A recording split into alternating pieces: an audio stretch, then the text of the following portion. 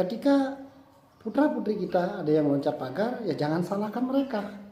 Mari kita introspeksi diri, apa yang harus kita lakukan sebagai orang tua.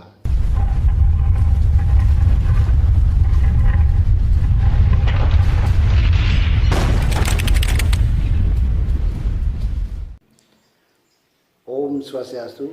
Menanggapi pertanyaan Oko-Oko, Ratu, bagaimana putra-putri kita yang ada beberapa yang loncat pagar?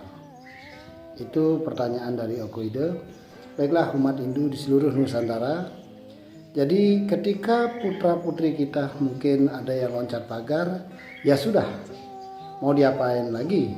Ibarat kata nasi sudah menjadi bubur, kan seperti itu. Kita tidak perlu sakit hati, kita tidak perlu ibaratnya bahasa Jawanya getun ataupun merasa minder, ya, atau merasa kecewa. Ya, baiklah, untuk menjawab itu dalam Selokantara 2 itu ada yang perlu kita ingat bahwa di sana disampaikan ketika kita bisa membangun 1000 sumur, lebih baiklah kalau kita bisa membangun sebuah sendang, karena sendang bisa dipakai banyak orang, ya. Ketika kita bisa membangun 1000 sendang, maka lebih utama kalau kita bisa membangun satu yadnya. Begitu juga ketika kita bisa membangun 1000 yadnya, maka akan dikalahkan dengan mencetak satu putra, yaitu Suputra. Nah, Suputra ini apa? Generasi berikutnya yang akan meneruskan sanata dharma kita. Karena Suputra ini seperti matahari bulan menyinari alam semesta ini, ya, di mana ada kebahagiaan. Begitu juga kalau kita bisa mencetak Suputra, maka beliau akan menyinari kehidupan kita, menyinari keluarga kita dan teman-teman. Bagaimana caranya mencetak Suputra ini? Ya perlu kita sadari, ya. Ketika putra-putri kita ada yang loncat pagar, ya jangan salahkan mereka. Mari kita introspeksi diri, apa yang harus kita lakukan sebagai orang tua. Ya mungkin kita tidak mengajarkan dari awal, ya, ajaran-ajaran suci Weda. Ya, kita harus berikan tuntunan, juga tontonan, biar bisa dilihat oleh putra-putri kita. Karena tidak semua putra-putri kita sama dengan Anda suka baca buku, begitu. Mereka tidak. Ketika Anda hari ini mungkin ngotot dengan cara sembahyang, dengan cara filsafat saja Anda cukup, oke lah Anda. Tapi bagaimana karakter putra-putri kita? Mungkin mereka tidak suka baca buku, makanya tontonan ini perlu untuk gaya tarik, ya. Jadi tuntunan ini perlu ditontonkan untuk gaya tarik mereka, supaya mereka tahu apa yang sebenarnya mereka agami, sungkemi, dan apa isi dari agama Hindu dan Weda kita itu. Kita percaya dengan yang adanya pancayatnya. Pancayatnya di sana ada manusiayatnya. Di dalam manusiayatnya itu adalah siklus dari diri kita ke anak kita sampai nanti berhubungan dengan pitrayatnya leluhur kita. Nah ini sebuah siklus. Nah siklus ini harus diterapkan karena seperti apa? Karena inilah proses, ya, proses siklus dalam kehidupan kita beragama seperti itu, ya. Kita tidak boleh hanya beragama ikut-ikutan, tapi jadilah, ya, penganut agama yang benar-benar menganut. Karena antara penganut dengan pengikut jauh berbeda. Kalau penganut pasti sudah mengikuti, tapi pengikut belum tentu nganutin. Nah itu dari kita berhubungan untuk membuat Suputra itu sudah ada namanya Garbhadana, yaitu sebuah upacara di mana kita kalau mau memiliki Suputra, dari kita kandungan itu sudah berisi, kita harus menghadap kepada ide Sang Yang Widi Wasa, ya bisa kita mengaturkan sembah hadapan Ide Betara Guru sebagai permohonan supaya anak kita lahir menjadi seorang suputra. Dan di sana di Rong 3 juga ada leluhur kita. Kita memberikan peluang leluhur kita untuk numadi, ya, dan untuk memberikan ilhamnya supaya anak kita menjadi suputra. Ada upacara berikutnya, yaitu Samvana. Ini adalah upacara di mana bibit dari suputra kita dalam 3 bulan dalam kandungan ini perlu diupacarai sebagai rasa syukur kita, supaya Ide Sang Hyang Widi Wasa memberikan sabda bayu idep yang sangat luar biasa nanti untuk memberikan pemikiran-pemikiran kepada calon putra putri kita secara luar biasa seperti itu, ya. Ini perlu kita maturan, ya, boleh dengan cara maturan ke Merajan lagi, ke Taruh Guru seperti itu, ya.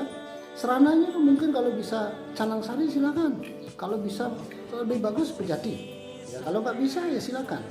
Ini untuk semeton Hindu Bali mungkin sudah biasa melakukannya, ya. Seperti Hindu yang non Bali itu, nah inilah penting. Ini adalah dasar untuk mencetak suputra seperti itu.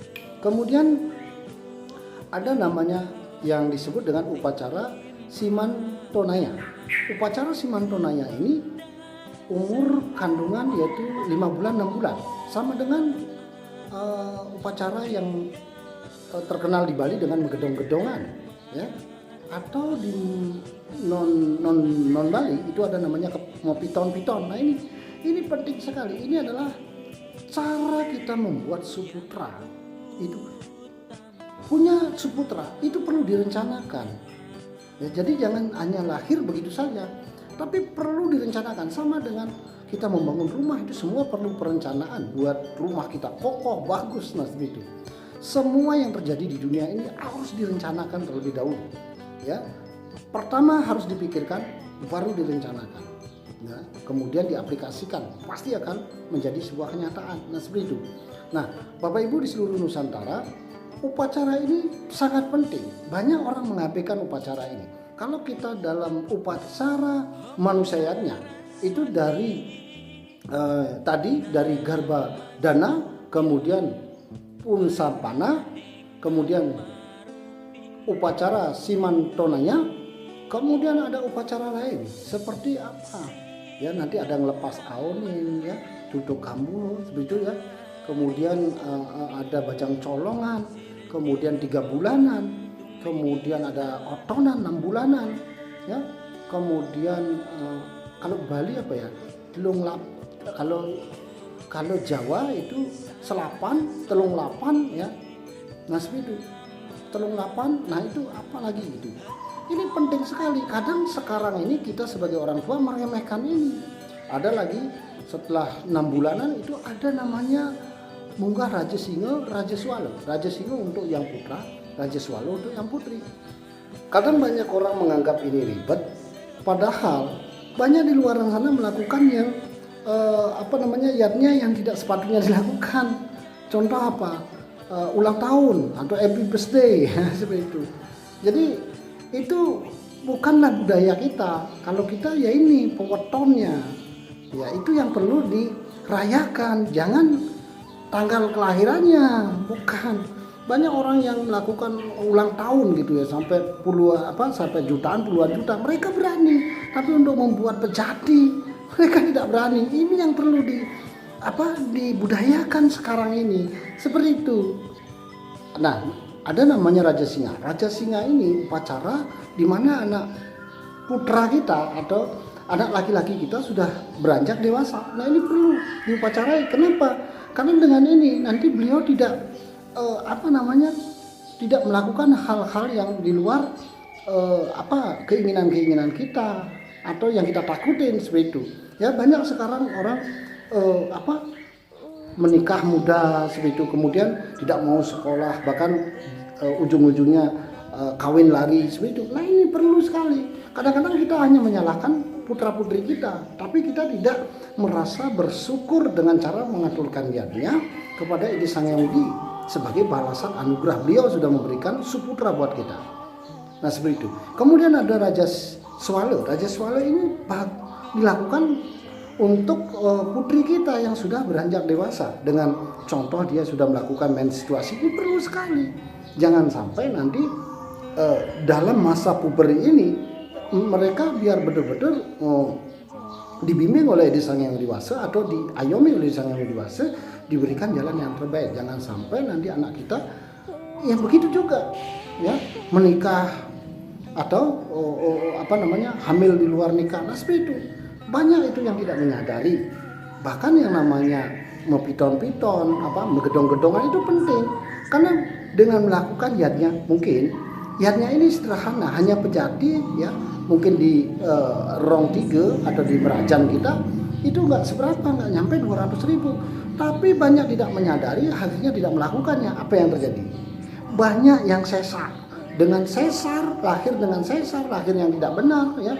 Hasil ada yang kumuda atau masih muda, ada yang di open, di sesar itu operasi puluhan juta, jutaan bahkan puluhan. Mereka harus bayar itu.